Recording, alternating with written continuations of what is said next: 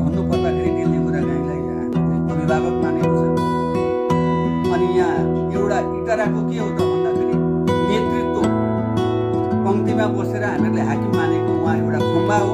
इटराको विकास निर्माणको लागि उहाँले गरेको देन, उहाँले गरेको इतिहास म चाहिँ कहिल्यै पनि मेरो बिर्सने छैन। मेरो आत्माले, दिमागले सदाबार मैले तपाईँहरूले ल्याएर दिएको जुन क्यालेन्डर छ, ल्याएर यहाँनिर घरभित्र राखेर मैले फुलमाला गरेर पितृको रूपमा सदा सर्वदा मैले मेरो बाबुआमा सोचेर मैले मानेको छ।